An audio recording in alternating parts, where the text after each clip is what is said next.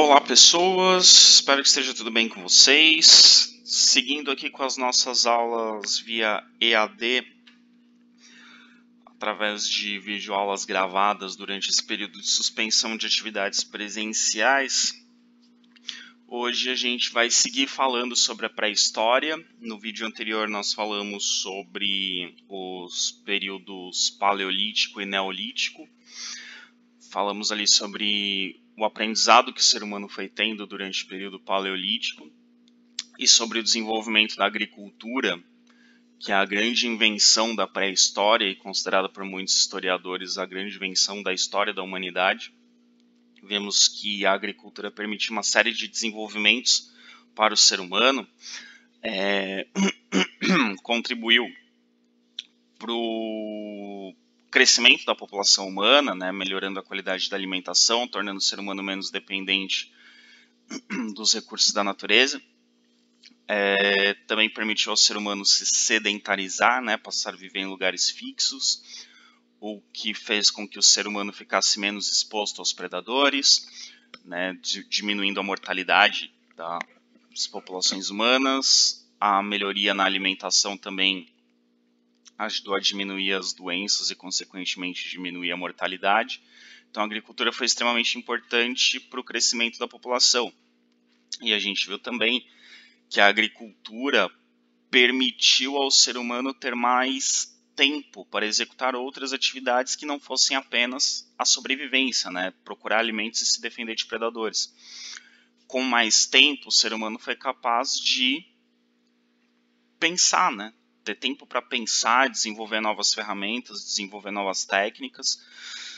E isso faz com que o período neolítico seja um período de grande desenvolvimento intelectual do ser humano. Então a gente tem um grande crescimento de invenções, né? O ser humano começa a inventar, a criar coisas novas. E uma das expressões desse desenvolvimento intelectual do ser humano foi o desenvolvimento de novas formas de arte. No período paleolítico, a arte era representada quase que exclusivamente pela pintura rupestre. Então, os diferentes tipos de pinturas rupestres representavam quase que a totalidade da expressão artística do ser humano. Já no período neolítico, surgem novas formas de arte. Além da pintura, o ser humano desenvolve a escultura e desenvolve algumas técnicas de artesanato, como, por exemplo, a cerâmica, que está sendo representada nessa imagem aqui para vocês. Né? O ser humano, durante o período neolítico, ele começa a observar e a fazer experiências. Como que a cerâmica deve ter surgido? Né? Uma possível explicação para o surgimento da cerâmica.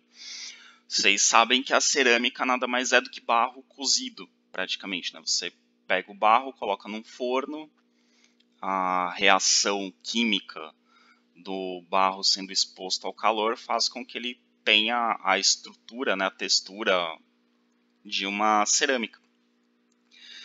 Então, né, o cozimento do barro ou da argila é o que forma a cerâmica. E como é que os primeiros seres humanos perceberam que era possível fazer isso?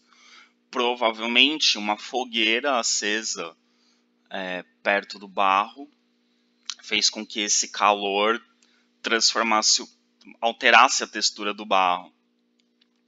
E aí, no período neolítico, o ser humano observou isso, né, que o barro exposto ao calor mudava de textura, e ele pensou que talvez essa mudança de textura poderia ser útil para produzir alguns utensílios.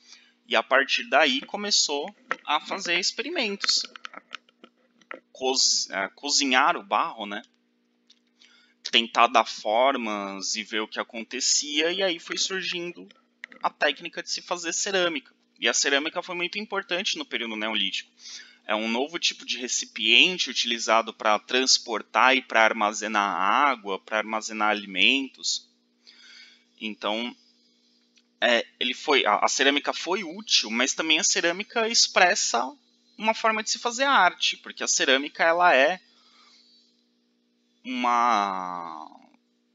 um material ricamente decorado no período neolítico. Então, além da utilidade, ela também mostra uma expressão artística, né? E aqui essa imagem a gente tem o passo a passo de como se faz a cerâmica, né? E essas técnicas foram sendo desenvolvidas ao longo do período neolítico. Então a cerâmica é resultado da observação e das experiências, algo que no período paleolítico o ser humano não teria tempo de fazer, mas que no neolítico, graças à agricultura, ao aumento da oferta de alimentos e a especialização nas atividades, o ser humano foi capaz de fazer. Essa próxima imagem aqui representa alguns achados arqueológicos, né, alguns documentos históricos encontrados por arqueólogos do período neolítico. Então a gente tem aí diferentes tipos de cerâmicas, a gente observa que tem cerâmicas com cores diferentes, e essas cores diferentes elas não são feitas a partir da pintura, mas com técnicas de cozimento, né? Diferentes formas de cozinhar o barro faz com que ele tenha cores diferentes. Então, isso também é descoberto através da observação e da experiência. Ali a gente tem um que é enfeitado com relevo, né?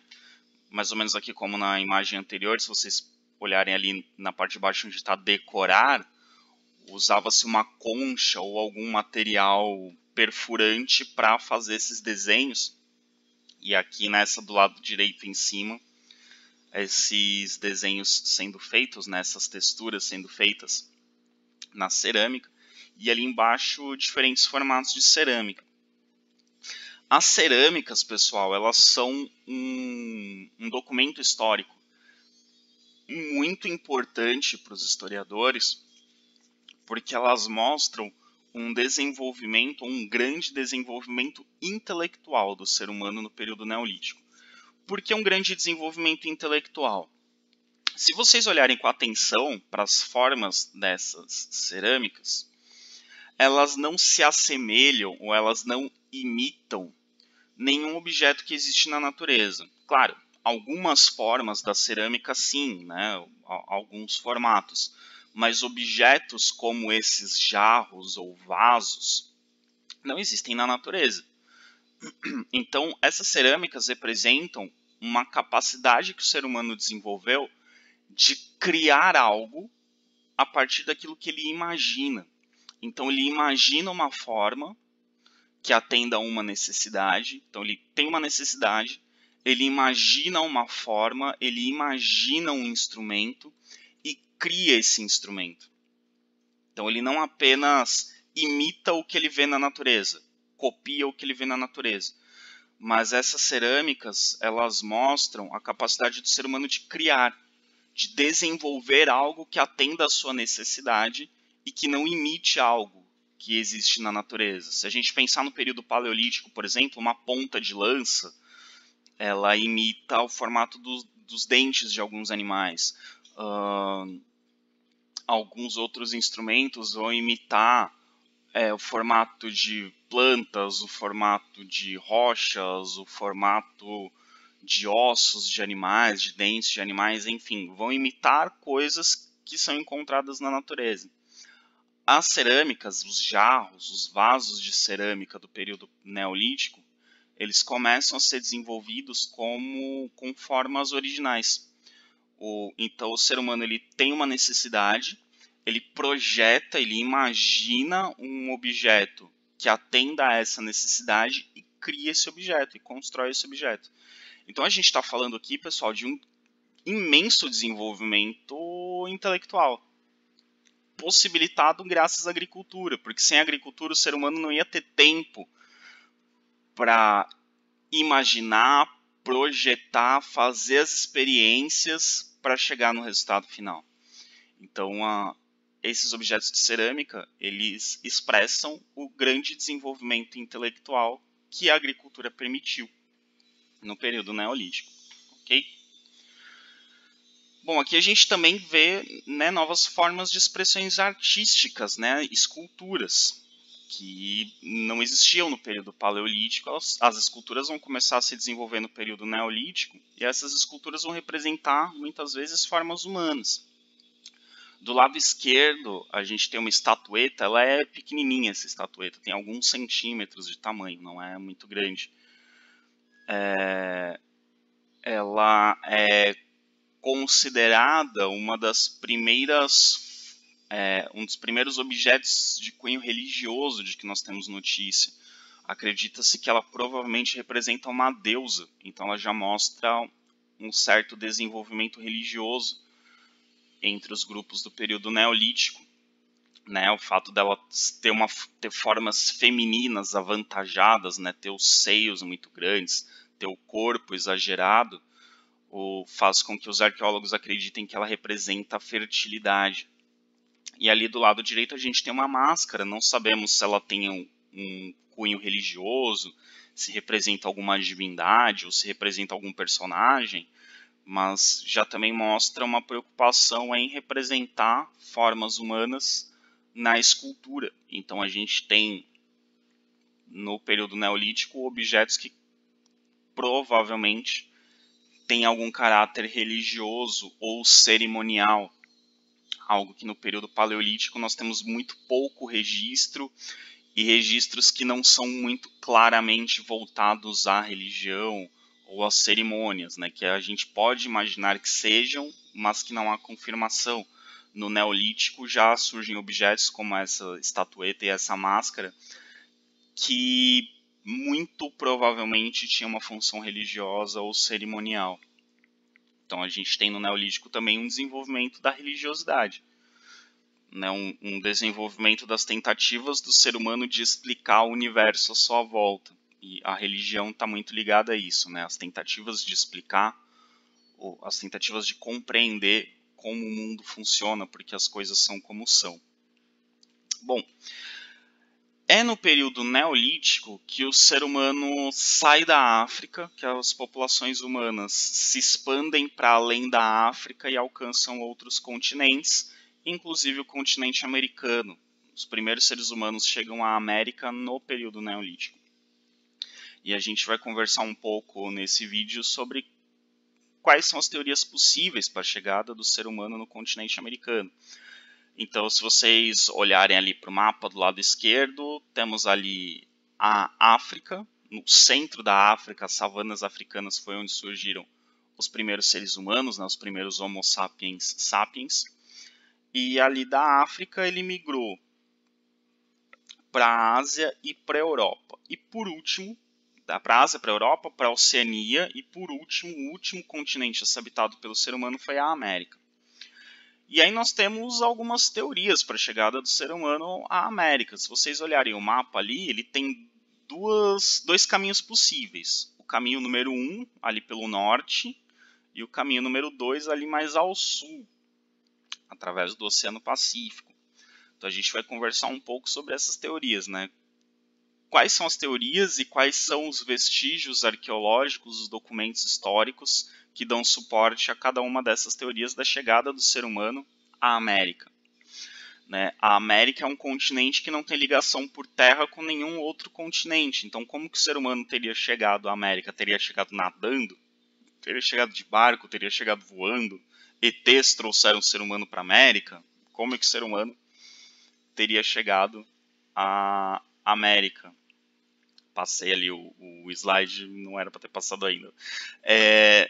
Então existem duas explicações mais comuns, né, para a chegada do ser humano à América. A mais antiga, mais comum, mais aceita é que o ser humano teria chegado ao continente americano através do Estreito de Bering, que é essa teoria número 1, ali em cima. Se vocês olharem, a América, ali, a região do Alasca, é muito próxima da Ásia, ali numa pontinha da Rússia, se vocês olharem ali em cima, são regiões muito próximas. E entre o Alasca e a pontinha ali da Rússia, a gente tem o Estreito de Bering, que é uma faixa de mar, né, uma faixa estreita de mar, que separa a América da Ásia. O que acontece? Alguns milhares de anos atrás, a Terra teria passado por uma glaciação, né, uma época em que as temperaturas do planeta Terra teriam diminuído muito, que as temperaturas eram muito mais frias do que hoje. E nesse contexto de temperaturas muito frias, o Estreito de Bering teria congelado e teria tido uma camada de gelo bastante grossa, o que permitiria a grupos humanos atravessarem o Estreito de Bering a pé, atravessarem o Estreito de Bering caminhando. E esse seria um dos possíveis caminhos do ser humano para chegar à América. Só que tem o seguinte, se o ser humano chegou no continente americano pelo norte, pela América do Norte, logicamente os vestígios arqueológicos de presença humana na América do Norte seriam mais antigos que os vestígios de presença humana na América do Sul. Então, se o ser humano chegou primeiro na América do Norte, teria vestígios humanos na América do Norte mais antigos que os da América do Sul. Porém, arqueólogos encontraram vestígios mais antigos da presença humana no continente americano na América do Sul, em lugares como o Chile, por exemplo. O Chile tem o seu litoral voltado ao Oceano Pacífico. Então, como é que o ser humano teria chegado primeiro na América do Norte se os vestígios mais antigos da presença humana no continente americano estão na América do Sul? E aí vem a segunda teoria para a chegada do ser humano à América. Que o ser humano teria chegado à América não atravessando o Estreito de Bering, né, pela América do Norte. Mas se vocês repararem no mapa aí no Oceano Pacífico, ele é pontilhado por várias pequenas ilhas. Então, uma das teorias para a chegada do ser humano na América é que a população humana teria ido aos poucos ocupando as ilhas do Oceano Pacífico. Conforme foi ocupando as ilhas do Oceano Pacífico, chegou um momento que eles, de ilha em ilha, essas populações chegaram à América do Sul. E assim o ser humano teria chegado ao continente americano. Só para que vocês entendam, tá? Quando a gente está falando do ser humano saindo da África, indo para a Europa, para a Ásia, para a Oceania, para a América, a gente não está falando de uma mesma população que percorreu todo esse caminho. A gente está falando do seguinte: conforme a população humana foi crescendo, os novos grupos que surgiram foram procurando novos lugares para habitar. Conforme, então, quanto mais gente vai tendo, mais eles vão precisando de lugares, então alguns grupos começam a procurar outros lugares. Então a gente está falando do aumento da população, e esse aumento da população faz com que os novos grupos busquem novos lugares. Então essa população vai crescendo até que os territórios do continente africano não comportam toda essa população. Alguns grupos vão para a Ásia e para a Europa, essa população vai crescendo, esses grupos vão ocupando toda a Ásia e toda a Europa. Alguns grupos saem do continente, vão procurar as ilhas do Oceano Pacífico, outros vão mais ao norte, e conforme essa população vai crescendo e esses grupos novos que vão surgindo vão procurando novos lugares para habitar, essa população se expande até chegar no continente americano. Então a gente não está falando de uma mesma população que migrou de um continente para o outro. A gente está falando de novos grupos que vão surgindo com o aumento da população, e esses novos grupos vão procurando novos lugares. Tá? Então a gente está falando aí de um processo de milhares de anos. Não é um grupo que partiu em alguns meses ou em alguns anos chegou a outro continente. Não, a gente está falando de um processo de crescimento da população que levou milhares de anos.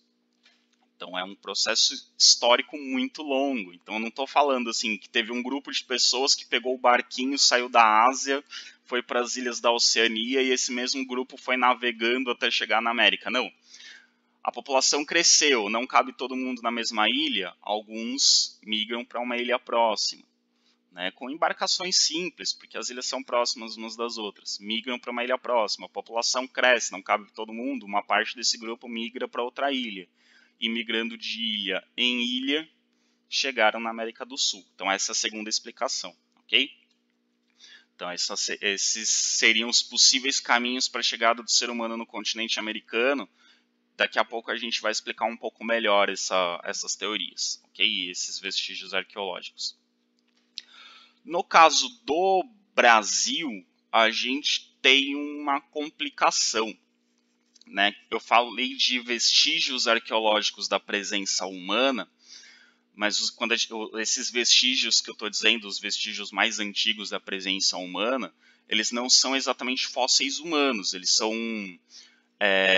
vestígios arqueológicos de possíveis construções ou de ferramentas ou de cerâmica ou vestígios de fogueiras, né? E os vestígios de fogueiras são bem polêmicos, depois a gente vai explicar por quê.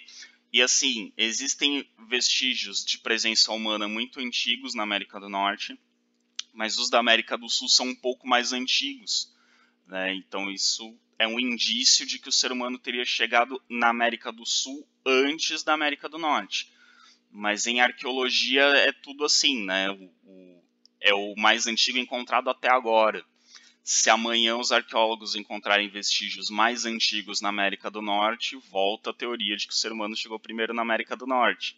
Se depois eles encontrarem vestígios mais antigos na América Central, aí a teoria vai ser de que o ser humano chegou primeiro na América Central. Então isso depende das descobertas até agora, e isso pode mudar conforme novas descobertas surgem. Mas o grande complicador, ou um dos grandes complicadores das teorias para a chegada do ser humano ao continente americano, é que o fóssil humano, o esqueleto humano mais antigo das Américas, foi encontrado no Brasil. O Brasil não tem ligação com o Oceano Pacífico. O Brasil está na América do Sul, mas não tem ligação com o Oceano Pacífico. E o fóssil mais antigo da América, o fóssil humano mais antigo das Américas, foi encontrado no Brasil. Então o ser humano teria chegado primeiro no Brasil? Né? Os arqueólogos não afirmam isso, porque os arqueólogos encontram vestígios de presença humana mais antigos no Chile, por exemplo. Né? Não no Brasil, no Chile tem vestígios mais antigos, mas não fósseis humanos, mas vestígios de que havia seres humanos, como fragmentos de ferramentas, por exemplo, que teriam sido feitas por seres humanos, apesar dos fósseis humanos não terem sobrevivido dessa época, né? Mas o fóssil humano mais antigo encontrado na América foi encontrado no Brasil. E esse fóssil, ele trouxe muitas questões. Por quê? Esse fóssil é um crânio de uma mulher que foi apelidada de Luzia, e esse nome não é aleatório. O fóssil de Australopithecus mais antigo encontrado na África recebeu o nome de Lucy, os arqueólogos chamaram de Lucy. E aí o fóssil mais antigo encontrado no Brasil foi chamado em referência a Lucy, que é o fóssil de Australopithecus mais antigo.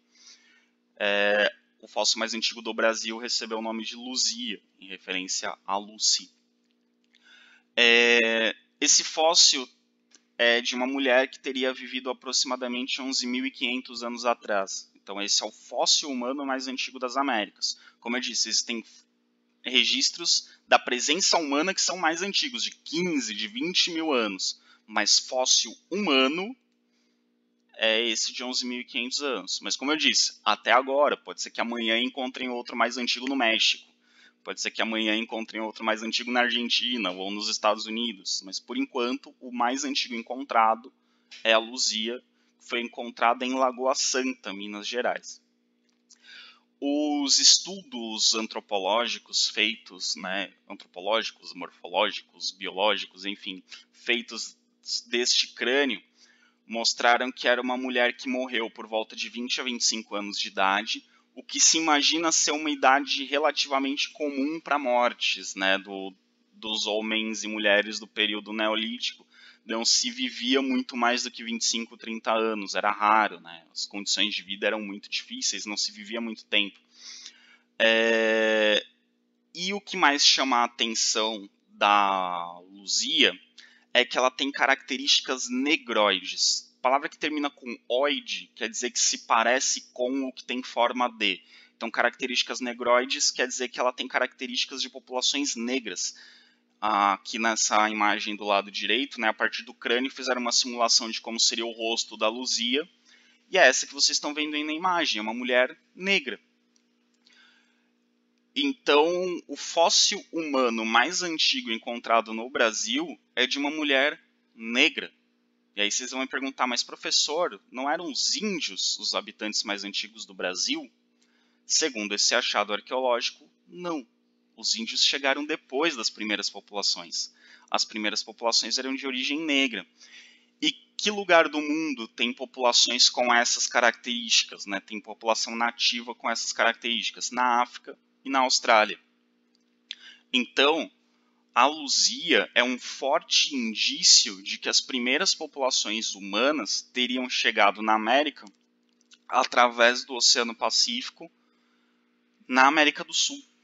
Porque se populações negroides são da África e da Austrália, faria sentido a gente imaginar que essas populações migraram da África para as ilhas da Oceania, chegaram na Austrália, da Austrália foram migrando nas ilhas do Oceano Pacífico até chegar na América do Sul.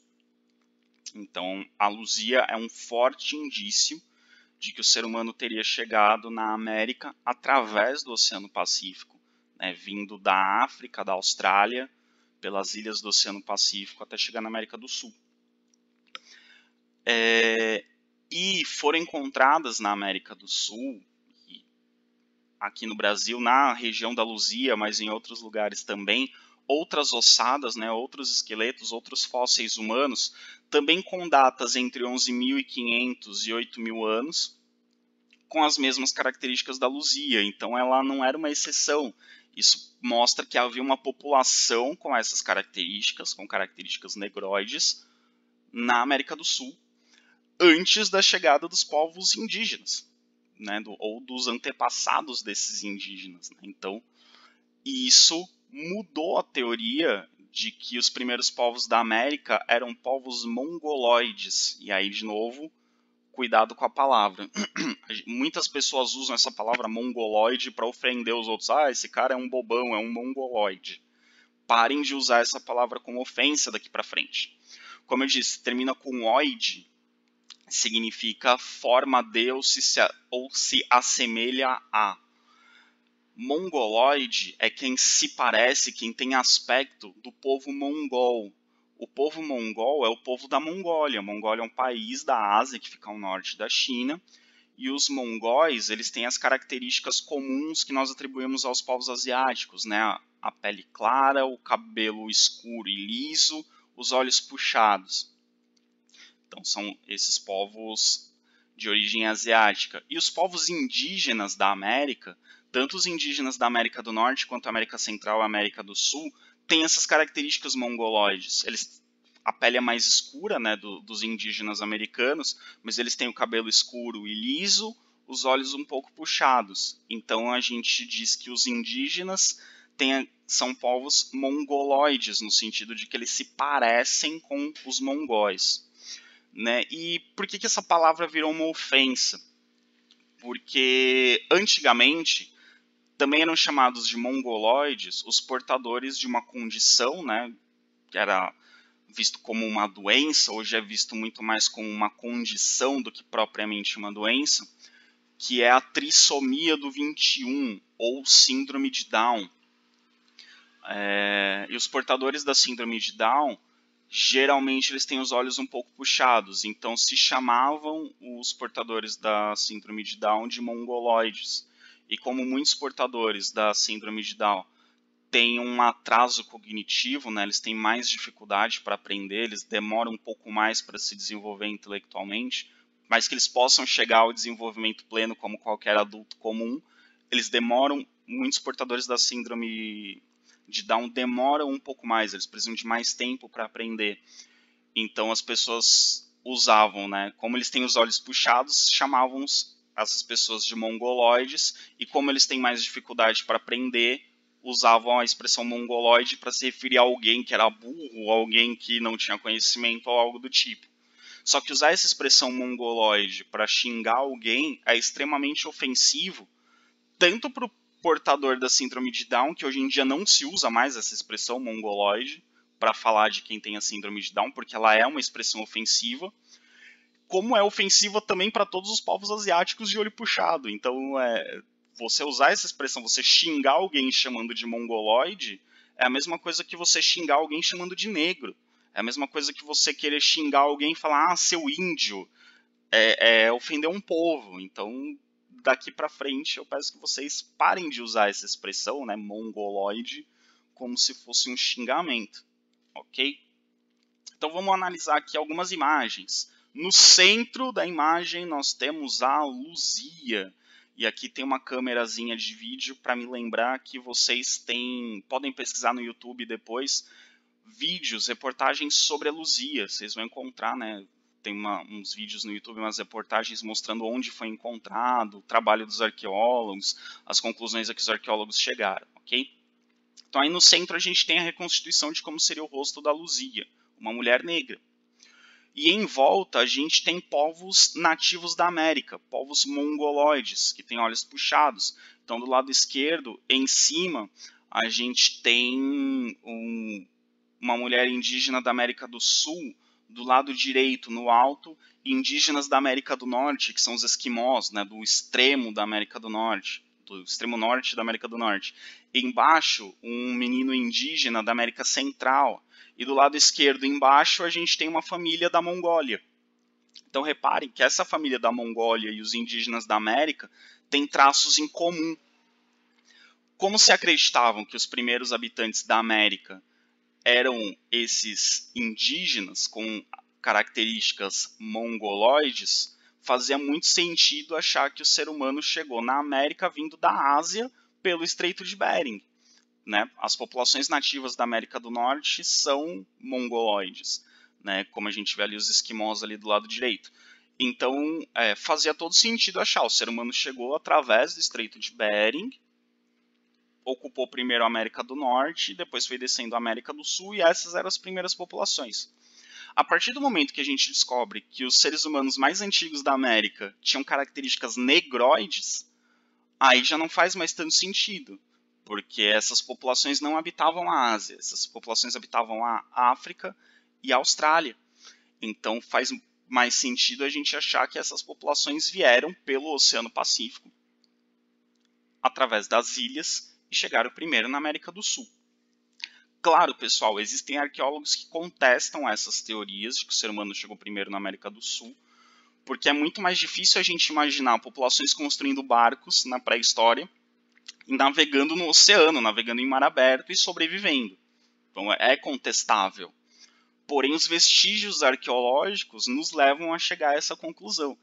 Então, enquanto não encontrarem fósseis humanos mais antigos na América do Norte do que os da América do Sul, vai haver essa discussão. Alguns vão dizer, olha, os vestígios arqueológicos mostram que o ser humano chegou primeiro na América do Sul. E outros vão dizer, não faz sentido ter chegado primeiro na América do Sul. Como que eles iam navegar no oceano para chegar na América do Sul primeiro? Faz mais sentido que eles tenham atravessado pelo Estreito de Bering. Então, tem esse debate. As duas teorias têm seus defensores, assim, e não tem uma que seja muito mais aceita do que a outra. Então, as duas teorias são debatidas pelos pesquisadores, ok? Então, retomando, né, como eu falei do Estreito de Bering, a hipótese do Estreito de Bering, apesar desses fósseis encontrados na América do Sul, apesar dos vestígios arqueológicos mais antigos encontrados na América do Sul, apesar da Luzia ser o fóssil mais antigo das Américas, a hipótese do Estreito de Bering ainda é mais aceita.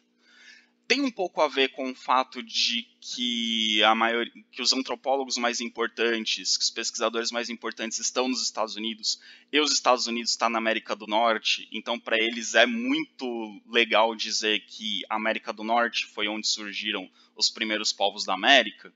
Tem a ver, mas não é só isso. Como eu disse, ela aparenta fazer mais sentido, porque é mais lógico o ser humano conseguir atravessar uma calota de gelo do que fazer um barco e atravessar o oceano. Parece mais plausível. Só que, como eu disse, os vestígios arqueológicos são diferentes. Então, eles teriam atravessado o Estreito de Bering, que é essa área entre a Rússia, o extremo leste da Rússia, ali na pontinha da Ásia, e o Alasca. Então teria congelado ali numa época de glaciação e o ser humano teria atravessado por ali. Algumas populações humanas teriam atravessado por ali. Mas aí como é que explica então que os primeiros habitantes da América, como a Luzia, fossem negros, né? Fossem negroides e não mongoloides? Os pesquisadores que defendem a teoria do Estreito de Bering disseram que houveram dizem que houveram 4 ondas migratórias pelo Estreito de Bering, né? Houve 4 ondas migratórias em 4 épocas diferentes.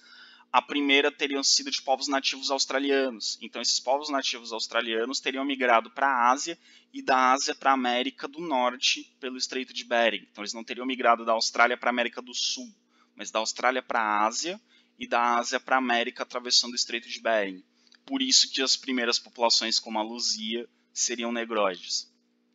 Depois deles, povos mongolizados, que teriam dado origem aos indígenas. Então, os indígenas seriam a segunda população da América, não os primeiros habitantes da América, mas a segunda onda migratória. Depois o povo dos nadenses, que é uma população que ainda hoje vive no Canadá, né, ali do norte do Canadá, são indígenas do norte do Canadá, podemos dizer assim. E por último os esquimós. Os esquimós teriam sido a última onda migratória, que vivem também na América do Norte. Então esses povos nativos australianos, por ser a primeira onda migratória, eles teriam chegado pela América do Norte e migrado até a América do Sul.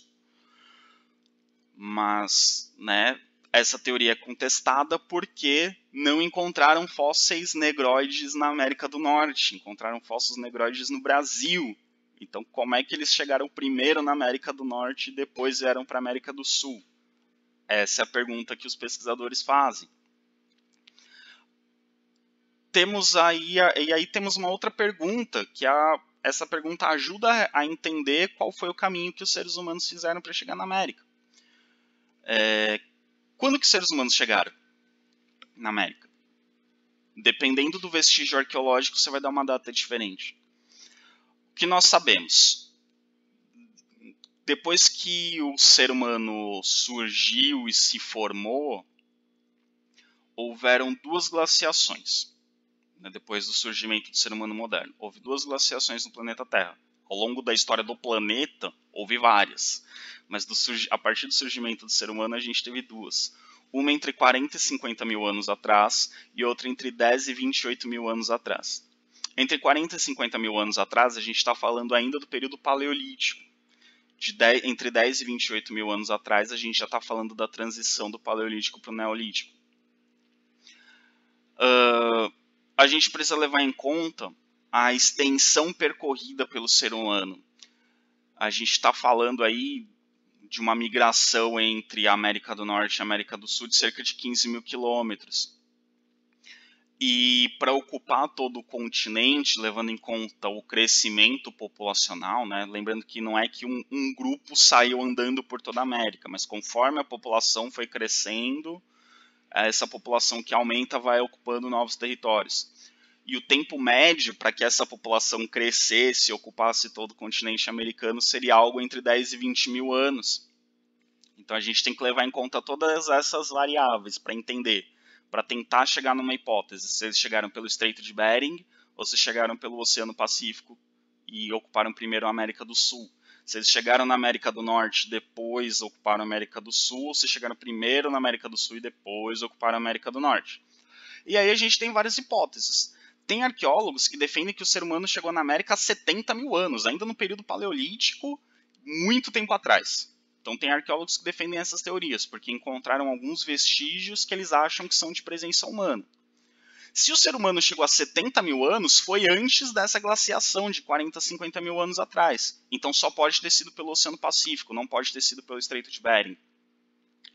Outros dizem que o ser humano chegou, com base nos vestígios arqueológicos, que ele chegou a 40 mil anos. Se ele chegou a 40 mil anos, pode ter sido pelo Estreito de Bering, porque foi na época que ele estava congelado. Outros dizem que foi há 30 mil anos. Se foi há 30 mil anos, não dá para ter sido pelo Estreito de Bering, ele não estava congelado, então pode ter sido pelo Oceano Pacífico. E outros dizem que foi há 15 mil anos. 15 mil anos estava dentro dessa outra glaciação, então o Estreito de Bering estava congelado, dava para ter sido pelo Estreito de Bering. Então, se você encontra vestígios arqueológicos que dão conta de que o ser humano já estava presente na América há mais de 70 mil anos, a teoria do Estreito de Bering não vale. Se você encontra vestígios que falam entre 40 mil anos ou cerca de 15 mil anos atrás, pode ter sido pelo Estreito de Bering. Então, se a presença humana coincide com a época da glaciação, o Estreito de Bering é uma teoria válida. Se não coincide com a glaciação, o Estreito de Bering deixa de ser uma teoria válida, ok? É um pouco confuso, é um pouco complicado? Sim, é. É um pouco complicado, mas a gente consegue mais... A ideia é que vocês entendam que existem duas hipóteses e existem muitas teorias e muitas variáveis que podem explicar uma hipótese ou outra, ok? Esse mapa, pessoal, mostra alguns vestígios arqueológicos encontrados no mundo que dariam conta da presença humana ou não em diferentes lugares. Se vocês olharem com atenção, a gente tem ali na América do Norte, em Page Ledson, vestígios arqueológicos de cerca de 14.500 anos. Então, indicam uma provável presença do ser humano cerca de 14.500 anos atrás no continente americano. Porém, a gente tem, se vocês olharem lá embaixo, no Chile, a gente tem Monte Verde, com 14.500 anos, ou seja, aproximadamente a mesma época de Page Ledson.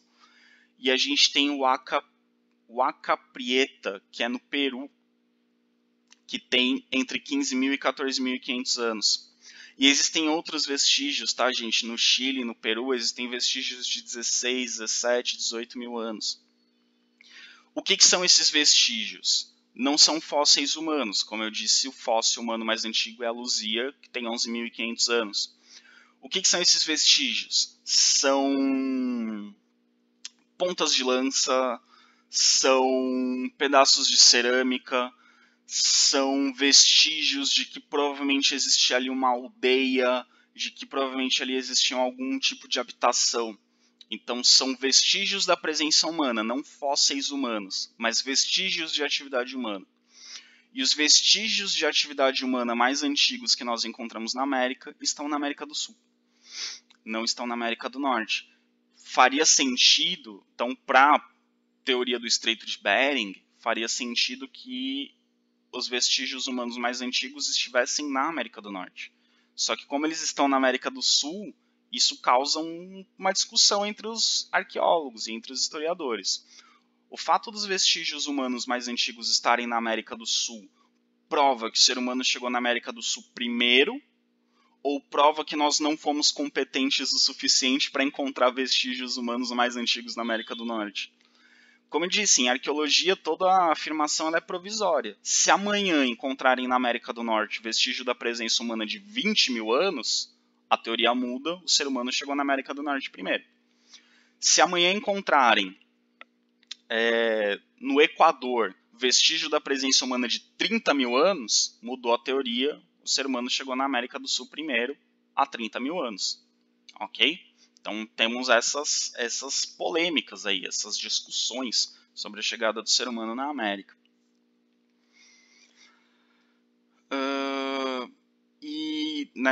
Retomando aqui, e assim, para aumentar essa polêmica, antes da gente ir para a vida dos paleoíndios, aumentando essa polêmica, tem arqueólogos no Brasil dizendo que no Nordeste brasileiro existem vestígios da presença humana de 50 mil anos.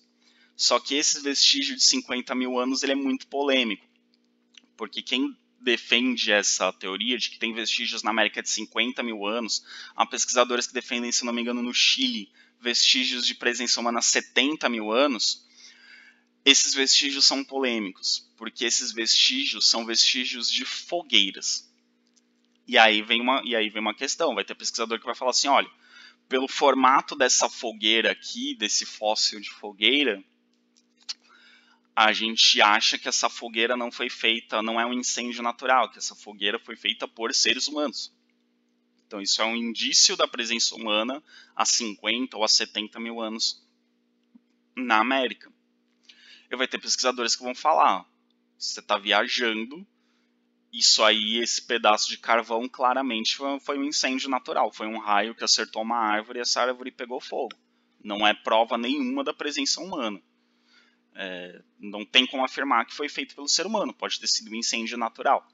Então, alguns vestígios também são questionáveis, né? Às vezes se encontra um vestígio e o pesquisador fala, olha, isso aqui foi feito por ser humano. E outro pesquisador pode olhar o mesmo vestígio e falar, não, isso aqui não foi feito por ser humano, isso aqui foi feito naturalmente. Isso aqui é um incêndio natural, ou pode ter sido feito por outro animal, não é uma fogueira, pode ter sido um fenômeno natural que causou um fogo. Então a gente tem essas polêmicas, né? E mesmo alguns outros utensílios. Às vezes uma ponta de lança, vai ter arqueólogo que vai olhar e falar, isso aqui não é uma ponta de lança, isso aqui é uma pedra que quebrou, não é uma ponta de lança. Então isso aqui não é um vestígio arqueológico. E outro vai falar, não, isso aqui claramente é um vestígio arqueológico. Ó, se você olhar aqui, só pode ter sido feito pelo ser humano. Então, mesmo essas datações, mesmo essas descobertas, existem pesquisadores que questionam, que acham que não é assim, que não foi dessa forma. Ok? Vamos lá. Agora vamos falar especificamente da pré-história no Brasil. Os primeiros habitantes do Brasil devem ter chegado aqui, segundo os arqueólogos, por volta de 12 mil anos atrás. Então, então a Luzia já não seria exatamente a primeira habitante do Brasil, mas os antepassados dela. Né? Então, por volta de 12 mil anos atrás, devem ter chegado seres humanos no Brasil. Né? Considerando a Luzia e os outros vestígios arqueológicos encontrados no Brasil, os pesquisadores falam em presença humana aqui há cerca de 12 mil anos. Com certeza 12 mil anos. Existem vestígios que talvez há mais tempo, mas com certeza tinha seres humanos no Brasil há cerca de 12 mil anos. E esses seres humanos que viviam no Brasil há cerca de 12 mil anos viviam da caça, da pesca e da coleta. Então eles ainda tinham um modo de vida semelhante ao paleolítico. Tá? No mundo, a gente já tem populações humanas entrando no neolítico, né, desenvolvendo a agricultura, mas esses primeiros habitantes do Brasil de 12 mil anos atrás ainda viviam como no paleolítico. O que eles caçavam? Eles caçavam animais de grande porte. Aqui na América do Sul existiam animais, mamíferos, que chegavam a ter 6 metros de altura. Né? Como vocês estão vendo nessa imagenzinha ali do lado, tem esse mega tatuzão aí. É um animal que era semelhante a um tatu, mas ele era do tamanho de um fusca. Então era um animal muito grande. E eram esses animais que os seres humanos caçavam nessa época. Existiam animais muito grandes na América do Sul. Mas por conta de uma série de mudanças climáticas e na vegetação aqui da América do Sul, esses animais que nós chamamos de megafauna, que eram esses mamíferos muito grandes, eles foram extintos. E aí o ser humano começou a caçar animais pequenos e animais médios, mais semelhantes aos animais que nós conhecemos hoje, que ainda existem na América do Sul. Então, primeiro o ser humano priorizava caçar grandes animais, né, para ter um maior volume de carne. Depois, com a extinção desses grandes animais, passou a caçar animais de pequeno e de médio porte. Então, e esses primeiros habitantes, eles tinham um modo de vida nômade, né? Como eu disse, eles ainda tinham um modo de vida semelhante ao do período paleolítico. E nós chamamos esses habitantes de paleoíndios. Paleoíndio quer dizer índio antigo. Então eles são mais antigos do que os índios, na verdade. Né? São os companheiros da Luzia, né? São os parentes da Luzia. Então, são populações negroides anteriores aos indígenas que nós conhecemos. Ok? Essa imagem aí mostra alguns desses animais da megafauna. Né? A gente tem ali ali do lado esquerdo, semelhante a um tigre com essas presas enormes, que tinha alguns metros de altura, era um animal bem grande. Aqui embaixo eu disse para vocês que aquele tatu ele tinha o tamanho de um fusca, então calculem aí o tamanho que tinha esse outro animal ali do lado esquerdo, que ele é meio cavalo, meio anta, é um animal que foi extinto também, ou aquele mamute, elefante que tem ali do outro lado. Então calculem o tamanho desses animais que existiam na América do Sul. E aqui do lado direito, né, num museu, temos ali um animal que está presente na maioria das nossas aulas, sobretudo quando elas acontecem no período da manhã, que é a preguiça gigante. Então a gente tem era um outro animal que existia, que fazia parte dessa megafauna, mas que todos esses animais foram extintos aqui na América do Sul até por volta de 8.000 anos atrás, né? Eles deixaram de existir. Então, os primeiros seres humanos da América conviveram com esses animais, mas quase todos eles foram extintos, né? A megafauna toda foi extinta, né? Aqui na América. Na América, inicia-se um processo de sedentarização com o surgimento da agricultura, aqui na América do Sul, aqui no Brasil, principalmente, né? A agricultura surge aqui na América do Sul por volta de 5.000 anos atrás. Aliás, no continente americano, melhor dizendo, né? Não só na América do Sul. Por volta de 5.000 anos atrás. O primeiro lugar do continente americano a ter agricultura, ou os primeiros lugares a terem agricultura, foram a Mesoamérica. A Mesoamérica equivale ao centro e o sul do México e o norte da América Central, pegando ali países onde hoje fica mais ou menos a Guatemala, Belize. Então, o norte da América Central e o centro e o sul do México foram os primeiros lugares a ter agricultura na América. E o outro lugar a ter agricultura na América, né, que surgiu de forma espontânea, né, ou seja, sem ter sido trazida de outro lugar, foi na zona andina central. Então, ali na região dos Andes, entre o Peru e a Bolívia, foi onde surgiu a agricultura na América do Sul. Só que na América, apesar da agricultura ter surgido por volta de 5.000 anos atrás, as populações continuaram sendo nômades por um bom tempo. A sedentarização começa por volta de 3.000 a.C. Então,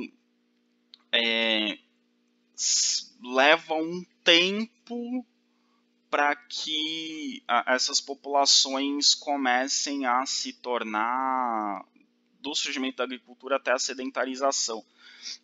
Ali está 5.000 anos atrás, na verdade é 5.000 antes de Cristo, porque 5.000 anos atrás dá 3.000 antes de Cristo, né? Então, na verdade é 5.000 antes de Cristo, 3.000 antes de Cristo, que aparece ali. A base da população, aliás, da alimentação das populações americanas era o milho. O milho é um vegetal típico da América e é um grão que se adapta bem a diferentes climas, ele se adapta bem a regiões com clima adverso, ou mais seco, ou com solo mais rochoso. Então ele é uma planta resistente. E já desde a pré-história, né, ele é muito importante na América e é a base da alimentação da maioria das populações da América até hoje. E algo interessante sobre milho é que não se sabe ao certo como que o ser humano aprendeu a cultivar o milho. Porque o milho é uma planta, que é um vegetal que para ser plantado ele precisa da intervenção humana. Então, como eu disse, a agricultura surgiu quando as mulheres, né, que coletavam os vegetais observaram que sementes que caíam no chão geravam novas plantas. Só que o milho, as sementes ficam escondidas.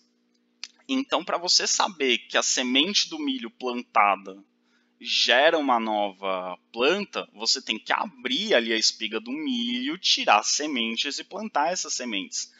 Não dá para observar ele nascendo de forma espontânea. Claro que na natureza ele nasce de forma espontânea, mas você não percebe isso apenas pela observação. Então, os pesquisadores não sabem como que o ser humano descobriu que dava para plantar o milho, mas descobriu e ele se tornou a base da alimentação. E outra coisa importante sobre o milho é que o milho é um dos vegetais, assim, como ele acompanha o ser humano no continente americano desde a pré-história, ele é cultivado desde a pré-história. Desde a pré-história, depois ao longo da antiguidade, ao longo da história da humanidade, o milho foi sofrendo várias modificações pela intervenção humana. Já povos indígenas faziam experimentos genéticos, claro que não com este nome, mas faziam cruzamentos de diferentes espécies de milho para gerar novos tipos de milho, milhos maiores ou milhos mais nutritivos. E devido à intervenção humana, o milho hoje não existe mais na natureza. O milho só existe porque ele continua sendo plantado pelo ser humano. Se o ser humano deixar de plantar o milho desaparece. Então, como ele tem ele acompanha o ser humano desde a pré-história e ele sofre intervenção da ação humana desde a pré-história, a gente pode dizer que o milho meio que virou algo artificial. Não existe mais milho na natureza. Então, o milho só existe porque ele é cultivado pelo ser humano. Se amanhã a humanidade resolver parar de plantar milho, o milho é extinto. Porque ele foi tão modificado ao longo do tempo que ele não tem mais condições de surgir sozinho, de prosperar sozinho na natureza. Ele só existe na medida em que o ser humano cultiva. Outros alimentos que eram cultivados pelos seres humanos na América, já desde a pré-história, a batata, o feijão, o amendoim, o cacau, o tomate, o pimentão, o pepino, o abacate e a mandioca. Por que eu estou citando esses vegetais? Porque todos eles são nativos da América. Hoje, vários desses alimentos aí citados são populares no mundo inteiro, mas eles são nativos da América. Eles se tornaram populares no mundo inteiro quando os europeus chegaram na América e levaram para o resto do mundo. Então a gente está falando dessas plantas que são plantas nativas. Por isso que muitas delas fazem parte da alimentação, da base da alimentação de muitos povos da América, né? A batata é muito utilizada, o feijão no Brasil é extremamente popular, o amendoim é muito utilizado. O cacau em algumas regiões da América é usado, depois surgiu o chocolate, mas na América Central eram feitas bebidas a partir do cacau. O tomate é muito popular na alimentação da América, o pimentão, o pepino, o abacate, a mandioca, enfim. Todos esses alimentos são muito populares na América e eles são a base da alimentação de muitos povos da América porque são plantas nativas da América. Okay? E por volta de 3000 a.C., na América também os seres humanos aprenderam a domesticar animais. Então, eles aprenderam a agricultura, mas levou um tempo para ter a sedentarização e a domesticação de animais. Bom, para encerrar aqui a nossa parte sobre a pré-história na América e no Brasil, a gente vai falar de algumas pesquisas arqueológicas de alguns sítios arqueológicos no Brasil. Então, a gente vai falar sobre alguns achados dos arqueólogos sobre os primeiros habitantes, sobre os habitantes mais antigos do Brasil. E a gente vai ver que algumas dessas pesquisas levantam mais polêmicas, mais perguntas do que respostas sobre a presença humana no Brasil e na América. Uma das regiões do Brasil que tem os sítios arqueológicos mais importantes, ou um dos conjuntos de sítios mais importantes, conjuntos de sítios arqueológicos mais importantes no Brasil, estão na Amazônia. E só lembrando que a piada sem graça que eu sempre faço, que sítio arqueológico não é uma fazenda de dinossauros. Sítio arqueológico é um lugar em que existem muitos vestígios arqueológicos e onde os arqueólogos fazem escavações, pesquisas, trabalhos para entender o modo de vida e a presença humana de determinados grupos que viveram naquele local no passado. Então, um dos sítios arqueológicos mais importantes que tem no Brasil é a Caverna da Pedra Pintada. Ganha um doce quem descobrir por que chama Caverna da Pedra Pintada. Caverna da Pedra Pintada porque é uma caverna com várias pinturas rupestres. Por isso, Caverna da Pedra Pintada. Então, ela tem nesse sítio arqueológico existem diversas pinturas rupestres, como a que vocês estão vendo ali do lado direito embaixo. E também restos de artefatos, pontas de lanças, outros instrumentos usados no cotidiano. Então, é uma região com muitos vestígios de presença humana. Então, a Amazônia é uma das regiões de ocupação mais antiga no Brasil. E a região da Amazônia, como eu disse, é uma das mais antigas. Ela é ocupada há cerca de 10 mil anos. Então, a ocupação do Brasil tem cerca de 12 mil anos, a Amazônia pelo menos 10 mil anos. 10 mil anos no mínimo, pode ser que seja mais antiga, mas com base nos vestígios arqueológicos a gente sabe que com certeza há 10 mil anos existiam pessoas, pode ser que tenha mais tempo. Outro sítio arqueológico importante na região da Amazônia é o sítio de Taperinha. Essa região tem cerâmicas de 7 mil anos. 7.000 anos para a produção de cerâmica é bastante tempo, então era um povo que estava num nível de desenvolvimento intelectual tecnológico semelhante a outras regiões do mundo, é bastante tempo. Né? A gente fala de produção de cerâmica a partir de 10, 12 mil anos atrás, então uma população no Brasil que produza cerâmica há pelo menos 7.000 anos é bastante tempo, é um desenvolvimento tecnológico e intelectual bastante considerável. E a gente tem alguns fragmentos de cerâmica ali do lado direito na parte de cima. Então vocês vão ver que é uma cerâmica elaborada, bem desenhada, bem decorada. Então isso mostra quanto mais decorada, quanto mais detalhada, quanto mais desenhada a cerâmica, mais isso demonstra desenvolvimento intelectual e tecnológico de uma determinada civilização. Só lembrando que eu estou usando a palavra tecnológico, já expliquei isso em outras aulas.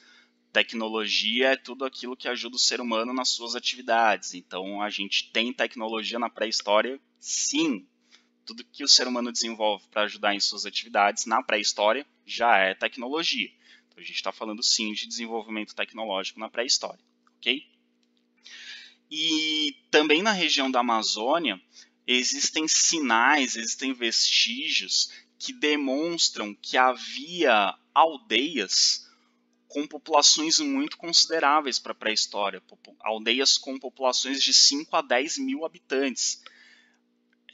Se a gente pensar que na época do Brasil colonial, Salvador, que era a capital do Brasil colonial, tinha 15 mil habitantes, ali no século 17, pensar numa aldeia pré-histórica com 10 mil habitantes, a gente está pensando numa população muito grande. A gente está falando de povoados muito grandes. Então, que exigiam uma organização social bastante complexa.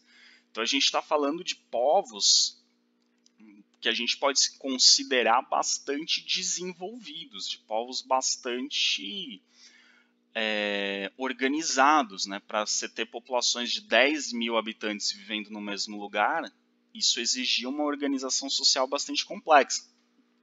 Então a gente está falando de grupos humanos que não deixam nada a desejar intelectualmente ou em termos de organização a grupos que viviam na mesma época em outros lugares do mundo.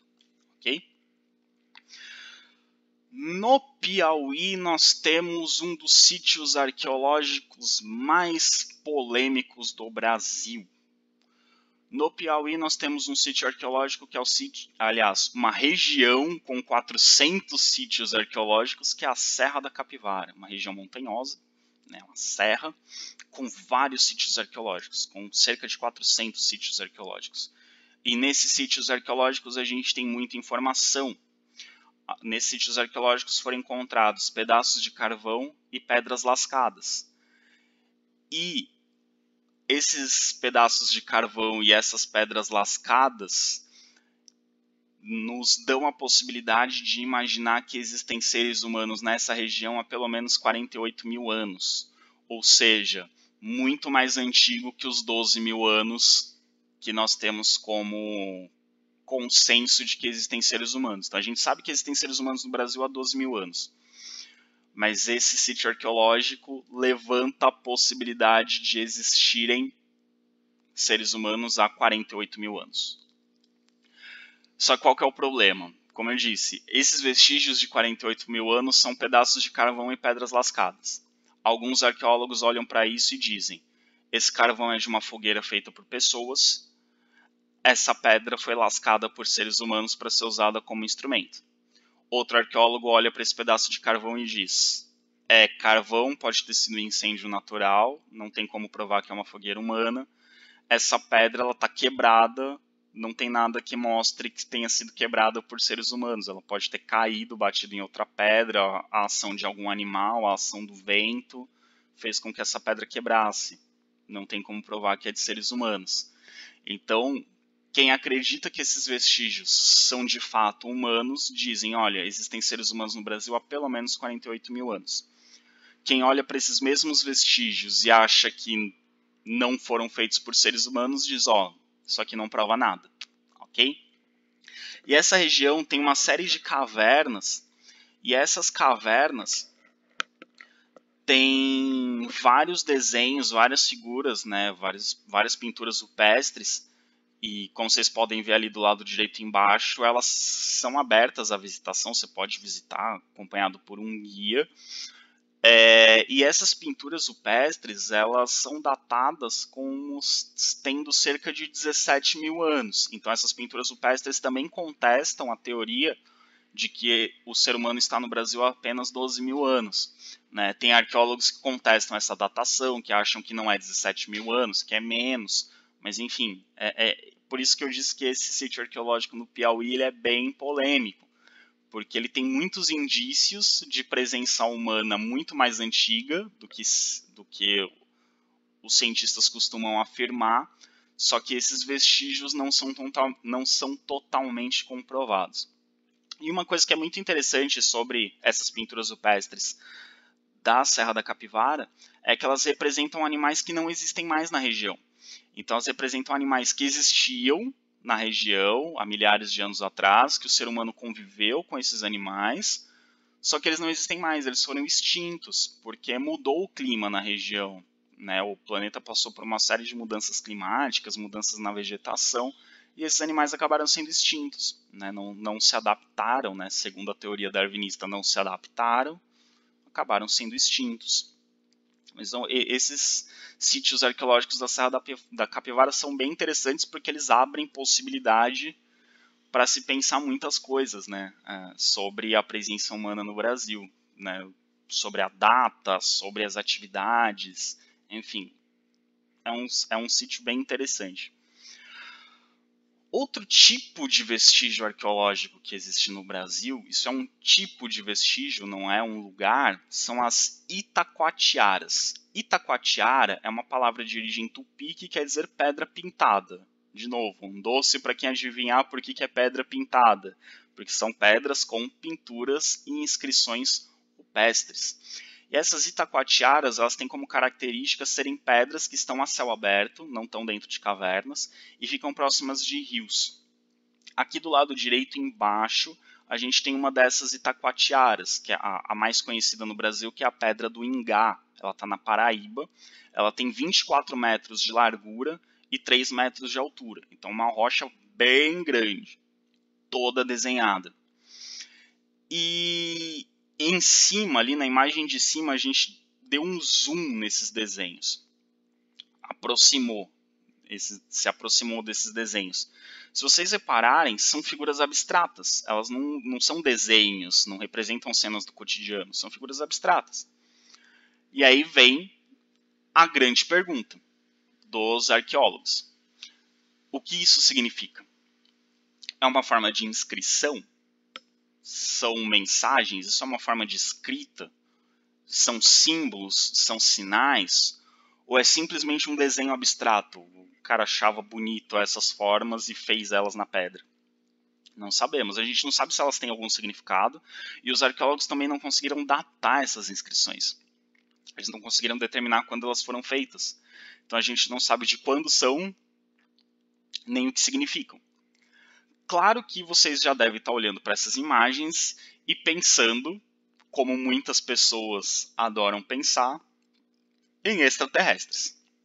É claro que existem muitas teorias de que essas pedras pintadas, que essas Itacoatiaras, são sinais da presença extraterrestre no mundo e que elas são formas de escrita de populações extraterrestres que vieram para o planeta Terra e deixaram vestígios e usaram para se comunicar.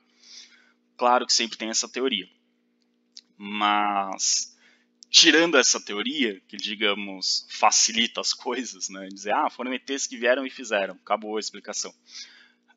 Os pesquisadores tentam analisar para ver se encontram algum significado ou se encontram em que época isso foi feito, né?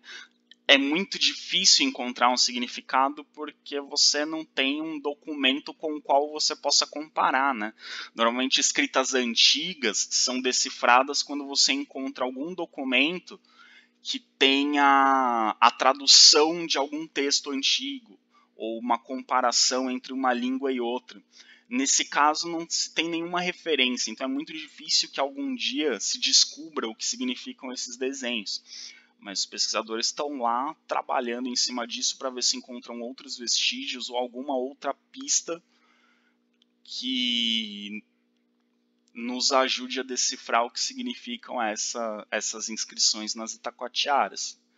Então, o fato é que elas são vestígios da presença humana, mas a gente ainda não conseguiu decifrar o que elas significam.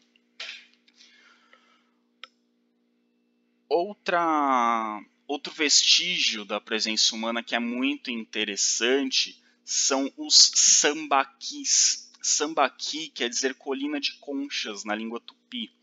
Os sambaquis são muito comuns nas regiões sul e sudeste do Brasil, principalmente no litoral. Alguns estão mais para o interior, mas a maioria está mais para o litoral.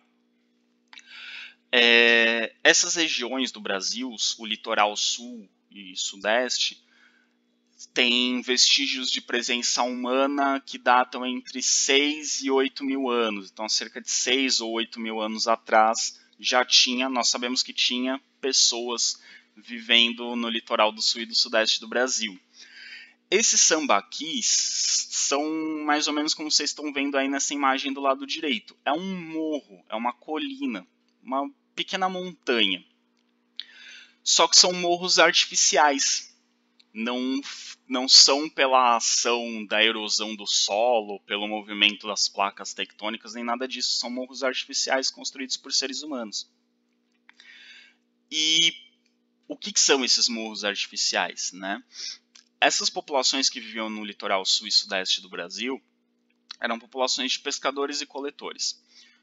Então não tinham uma agricultura muito desenvolvida, sua principal atividade para conseguir alimentos era a pesca, no mar ou nos rios, e a coleta.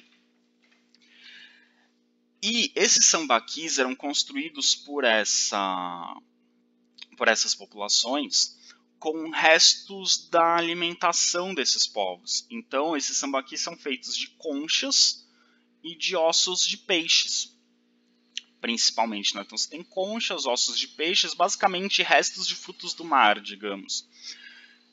E a gente não sabe ao certo para que serviam esses sambaquis. Eles poderiam ser simplesmente uma espécie de lixão. Eles iam acumulando os restos da alimentação ali, cobrindo com terra, resto de alimentação cobrindo com terra, e aí formam uma montanha, uma pequena colina. Às vezes não tão pequenas, chegavam até 30 metros de altura.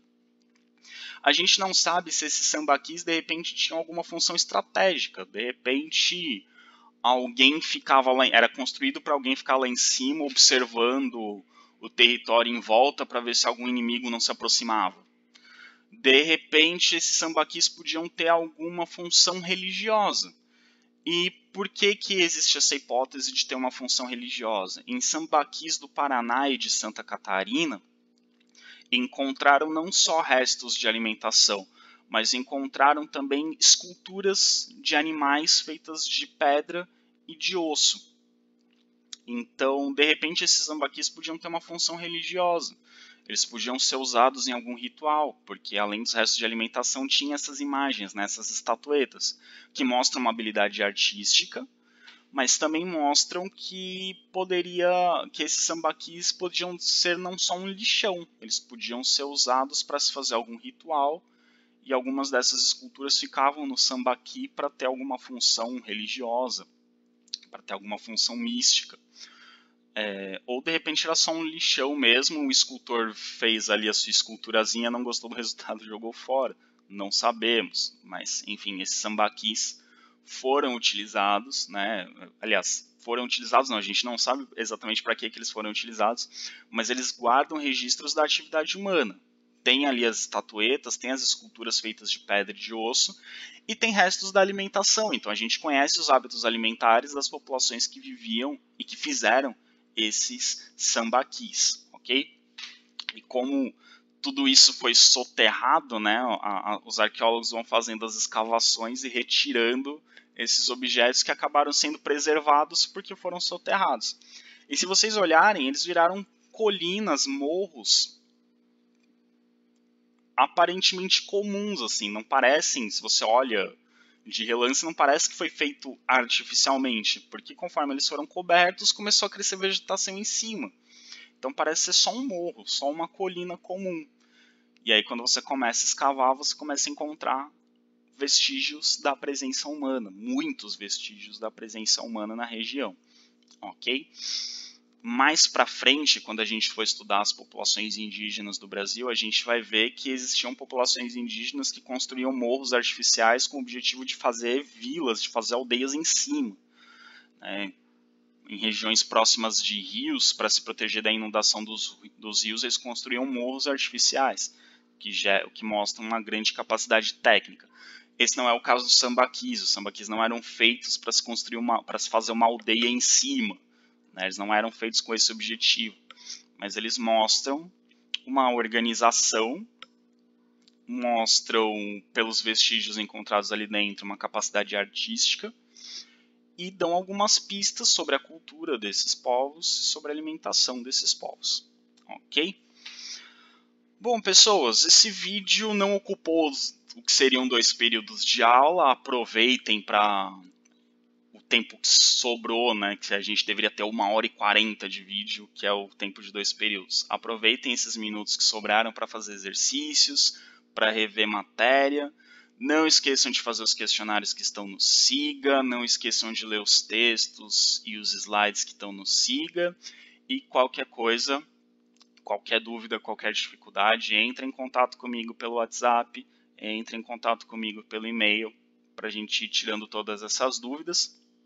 E quando a gente retornar para as atividades presenciais, a gente vai considerar todas essas aulas que foram feitas em vídeo durante esse período de suspensão de aulas como aulas dadas. Então é importante que vocês aproveitem esse período para tirar todas as dúvidas, que quando a gente retornar com as aulas, a gente vai retornar de onde a gente parou nos vídeos, tá? A gente não vai rever essas aulas todas de novo. A gente vai continuar seguindo, considerando os vídeos como aulas dadas, ok? Abraço para vocês e até mais.